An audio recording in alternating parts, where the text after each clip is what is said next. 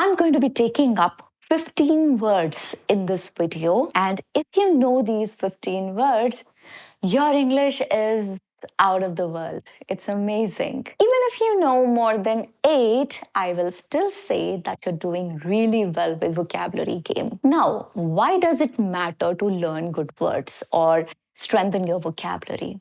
Because the beauty of language isn't just in how fancy it sounds, it's in how precisely it can capture your ideas and your emotions. By upgrading your vocabulary regularly, you open doors to more nuanced expression of your thoughts, stronger communication, and making a mark on people's minds so that long after you leave the room, they're still thinking about you and wondering where has this person chosen his words from or where is he learning from? Whether you want to captivate an audience, excel in your career, or simply improve your daily interactions, each word we talk about today becomes an addition to your command over English vocabulary. Stephen King, do you know who this author is? He is the celebrated author of widely popular horror books, The Shining and it. Yeah, both are very successful horror movies. Stephen King once wrote, the most important things are the hardest to say because words diminish them. So there's this song in Hindi, Jo bhi main kehna chahu,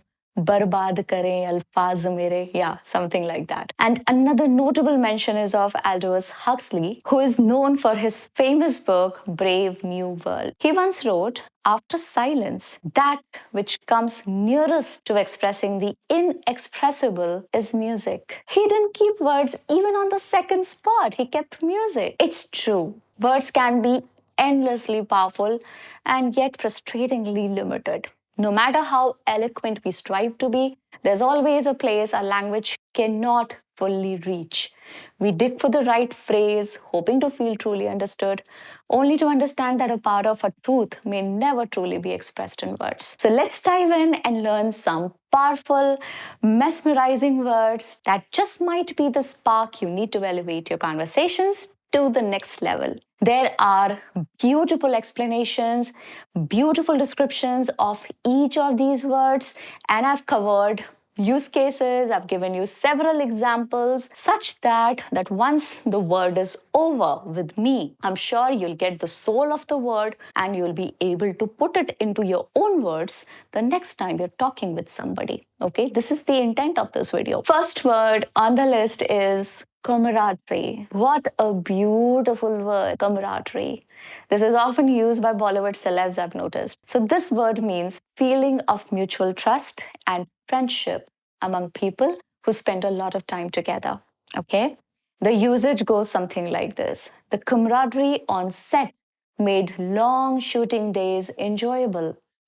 Good camaraderie among team members boosts morale and productivity. Now, here's something that you need to understand. Friendship and camaraderie, they are very close to each other in meaning. They both imply positive feelings among people, but friendship can be more personal and individual. Whereas when we talk about camaraderie, it emphasizes a group dynamic or shared environment. Okay, group bonding or a shared mission. That is when you use the word camaraderie. Camaraderie has a specific connotation of unity and warmth in a group. Using it casually to mean people just getting along might dilute its meaning, so be careful when you use the word. It should imply that you're talking about dynamics of a group, friendship of a group rather than just two individuals. Okay, in short, camaraderie is a warm, positive word that showcases the deep sense of unity and companionship among individuals within a group. Next one, reverie. Reverie means a state of being pleasantly lost in one's thoughts, a daydream. It usually has a positive or dreamy connotation. Do remember that, okay? Now let's look at the usage of the word. She drifted into a reverie, recalling her childhood by the seaside. She fell into a reverie while watching the sunset, forgetting her worries for a moment. A sudden memory from childhood sent him into a reverie. Now you see how it is used in a reverie. That's how you use this word. It highlights a pleasant, sentimental kind of daydream. Be careful with the pronunciation. It is reverie. It's not reverie or reverie. No, reverie. Okay. Reverie tends to be a more poetic and literary term. So when you're trying to be more dramatic in your explanation or you're trying to sound more fancy, that's when this word comes up. Okay. If you're writing very casually, words like daydream would be more perfect. Okay. They might feel more natural. So instead of using daydream, reverie is a great alternative. Next one is one of my most favorite words on the list. It is idiosyncratic. It means something that is peculiar to one person, highly individual or distinctive in character. My idiosyncrasy could be the way probably I use my hands in a very flowy, in a very dramatic manner. I'm very habitual of doing that. I like expressing myself doing that. So, yes, that could be counted as one of my idiosyncrasies, right? So, it's highly individual, it's distinctive in character, the unusual traits that define a person or a thing. Okay, it may not be only about a person, it could be about a thing, right? Now let's look at the usage of this word. His idiosyncratic style of writing makes him stand out among authors. Like Picasso stands out with his idiosyncratic style of paintings. Have you seen one? With weird random shapes and bright use of colors. I love Picasso. It's like a dream to own one of those paintings. They're very expensive. Anyway, idiosyncratic is somewhat formal and often used in academic, literary, or professional contexts. Obviously, this is medium level vocabulary, or you could say advanced level vocabulary. So, most of these words are going to be more professional.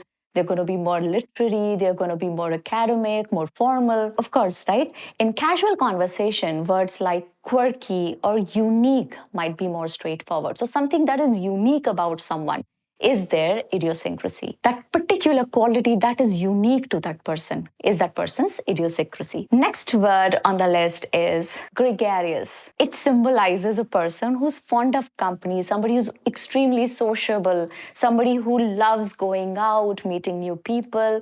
It describes someone who is outgoing, enjoys being around other people. So that person is gregarious. I am not gregarious at all. Believe me, I'm like 1,000 miles away from being gregarious. Anyway, he's so gregarious that he makes friends wherever he goes. He's extremely gregarious, always the life of the party and eager to meet new people. In Hindi, we say, party ki jaan, right? Party ki shan. So, those kind of people could be called gregarious, okay? A gregarious salesperson can quickly build rapport with clients. Get it? Both outgoing and gregarious suggest sociability. Gregarious often emphasizes active enjoyment and thriving in group settings. So people who really thrive were really popular in groups. Whereas outgoing is slightly different from gregarious. There's a difference. Outgoing might be less intense and it may just simply mean friendly or somebody who's not shy. But when you talk about gregarious, we're talking about popularity. It's more intense. Okay? It is somewhat formal or descriptive, whereas friendly, social, or people loving are more casual, right? Outgoing, more casual. Gregarious, not so casual. We're talking about a very specific quality of a person here. Okay. Again, idiosyncrasy. It could be an idiosyncrasy of a person. All right. Moving on to the next one. Again, a very good word. I really love it. It's unfathomable. Something that is incapable of being fully explored or understood. It means something that is impossible or extremely difficult to understand, measure, or fully comprehend. Okay. The vastness of the universe is often described as unfathomable. Of course. Can you fathom it? No, nobody can, I guess. Anyway, the true nature of consciousness can seem unfathomable. Do you understand consciousness? I've read books on it and I still do not. The depths of the ocean are almost unfathomable, with much still left unexplored. I'm sure you know that we do not know our oceans still, and there's so much that hasn't been understood or explored.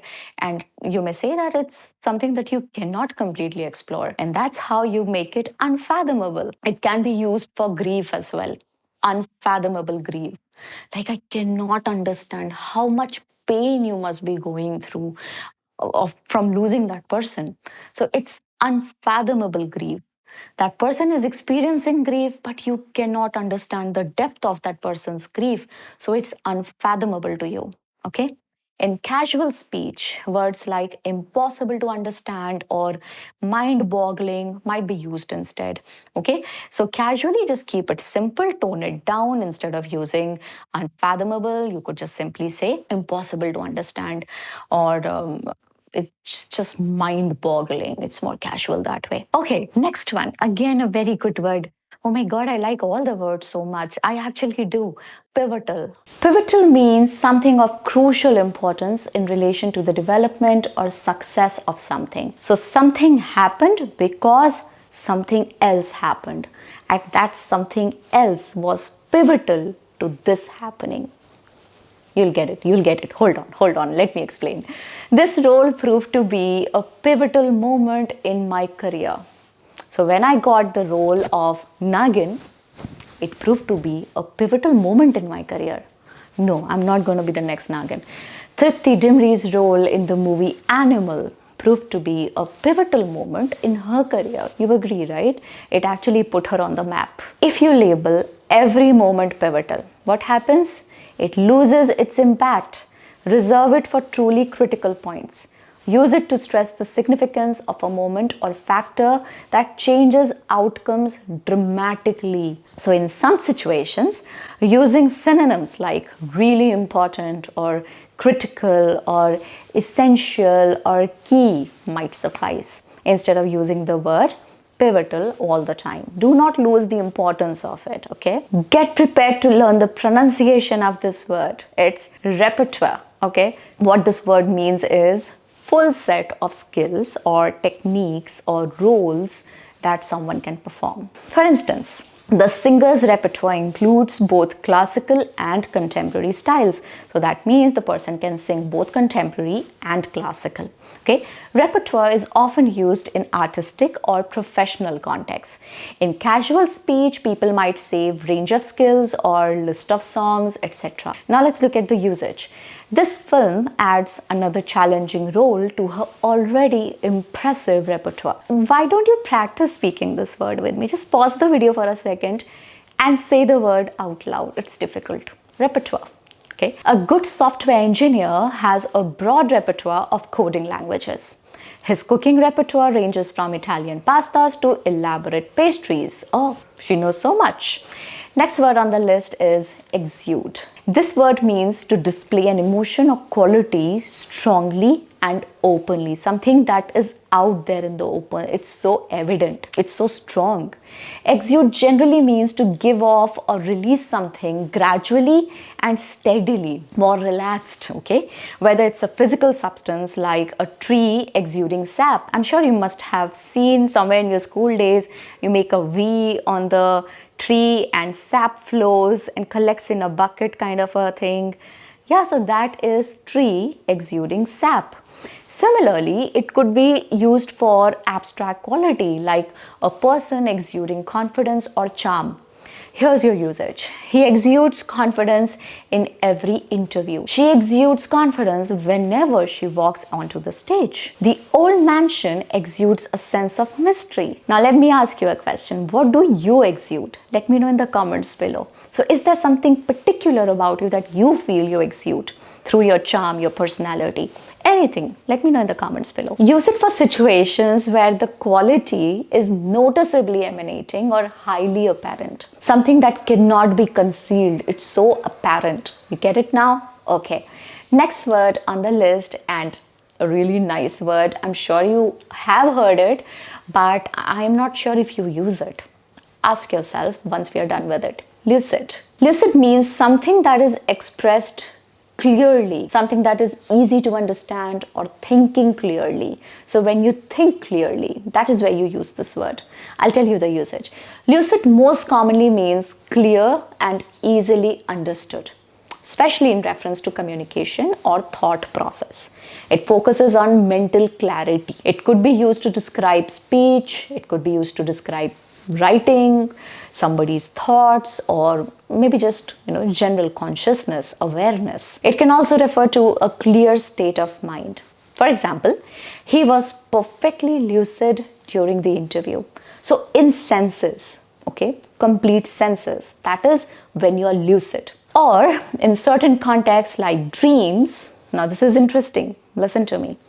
Lucid dreaming is something, it's a real concept, it happens to people, it has happened to you. You probably just did not know that it happened, or you did not know the name. Lucid dreaming is where you feel, where you're aware that you are in a dream. It's brief, it's short, and it's a very different level of experience. I don't know if you've experienced it. If you have, please let me know below in the comments. I would love to read your experiences. Lucid dreaming is, again, where you're aware that you're in a dream and it's not real and you feel in control, because otherwise dreams feel real, but you do not know that you're dreaming. You feel that it is your reality, and that is why sometimes you wake up in sweat because you've seen something horrible in your dream, right?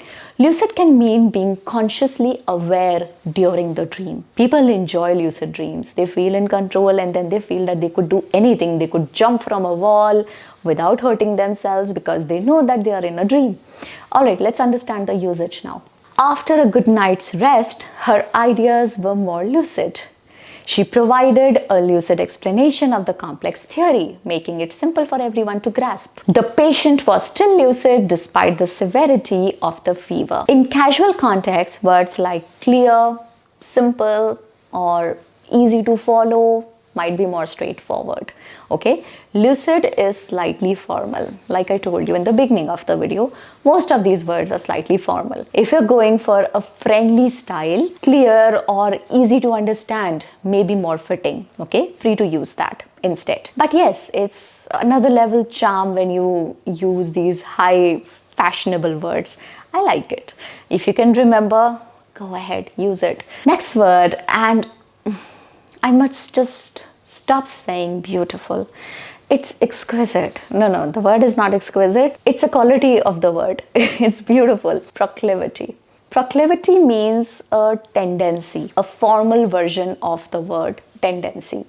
A tendency to choose or to do something regularly, an inclination or predisposition towards a particular thing, a natural or habitual inclination or tendency toward a certain behavior or activity, like where people know that you're going to behave in this particular way. This is what you're going to choose. That signifies your proclivity towards that thing. You get it? You'll understand when we take up examples. She has a proclivity for picking up new languages quickly, like she can learn them quickly. So she has a proclivity towards learning the languages quickly. He has a proclivity for late night snacking, which makes dieting challenging. You get it? Now you do?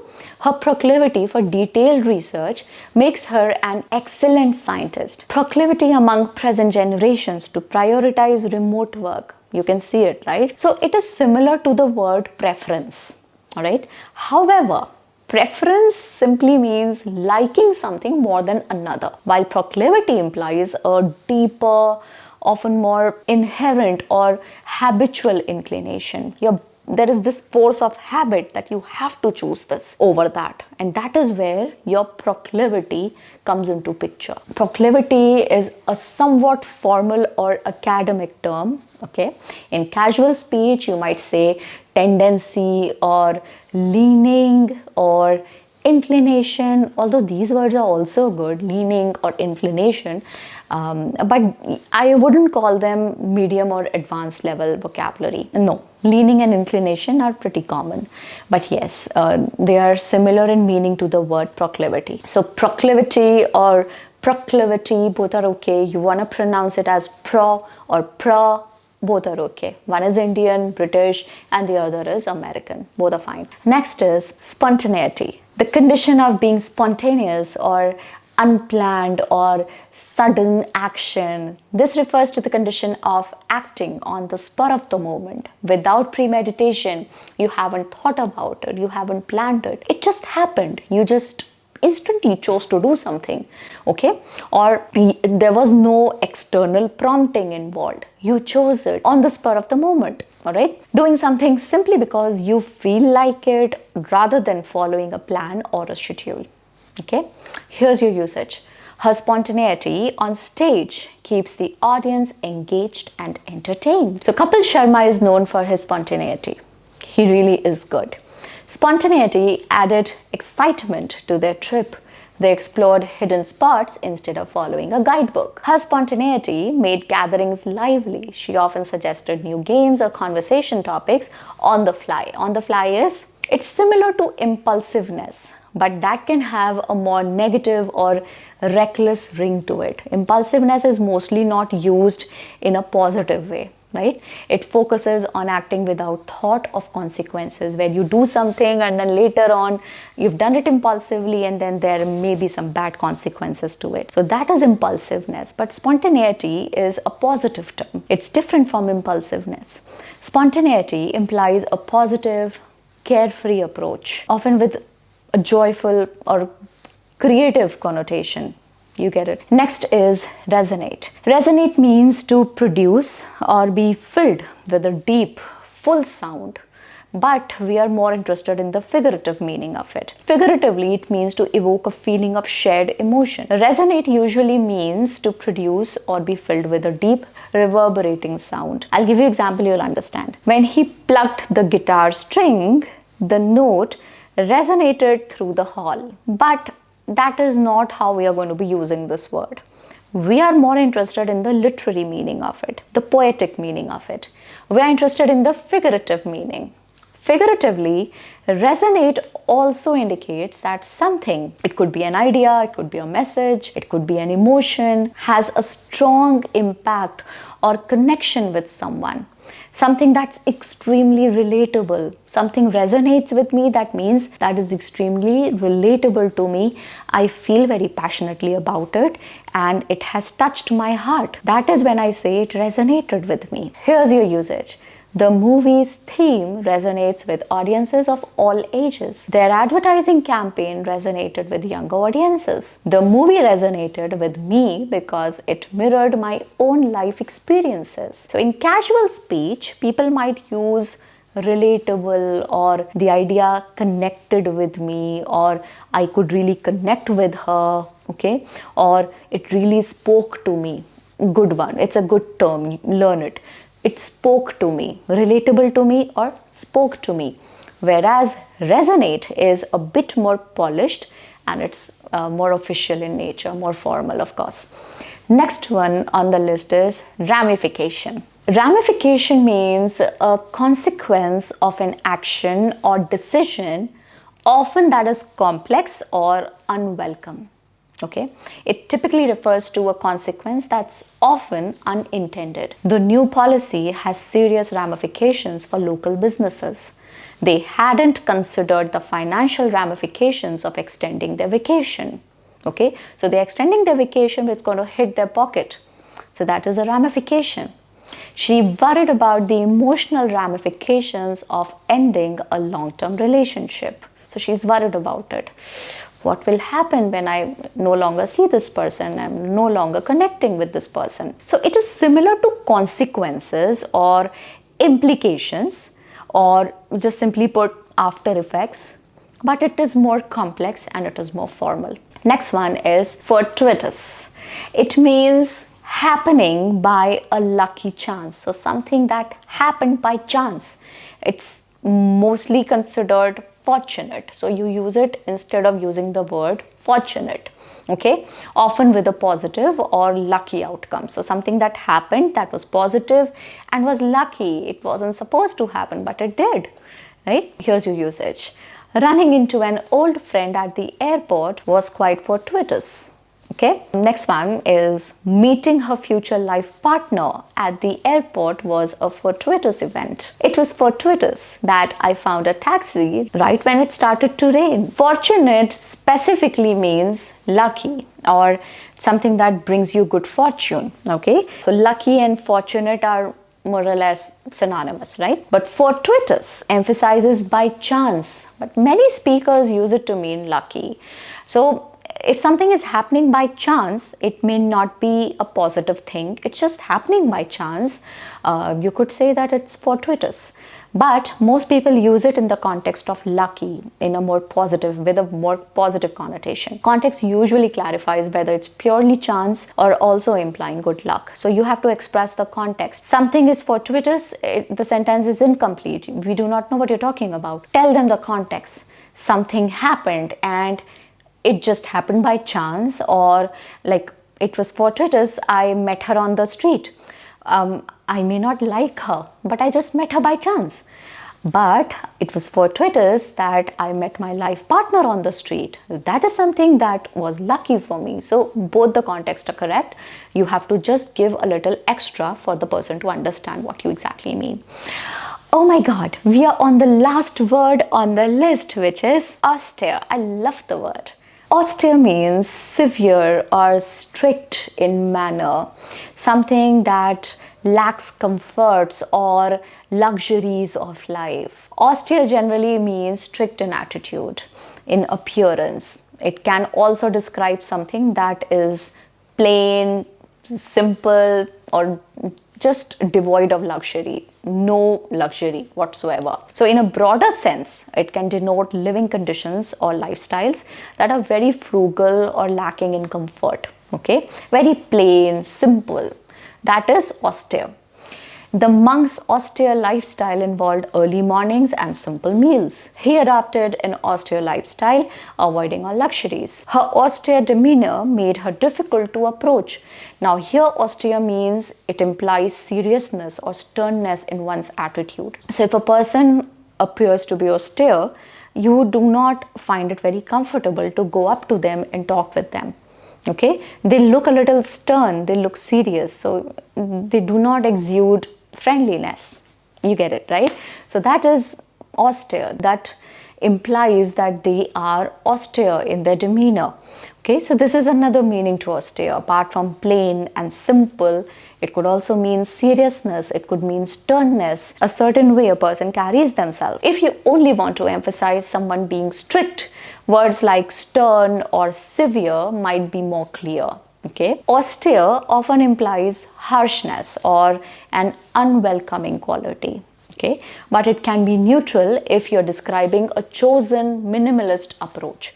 So you can describe a monk as austere. That was all in the video. Now be honest, how many of these words did you already know? Okay, let me know in the comments below. Give yourself a score out of 15.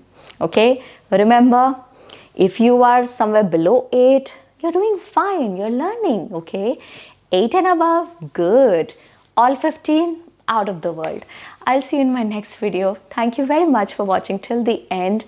Tell me if there's anything else you'd like a video on. I would love to create, and it will really help me with ideas. Thank you so much. Bye-bye.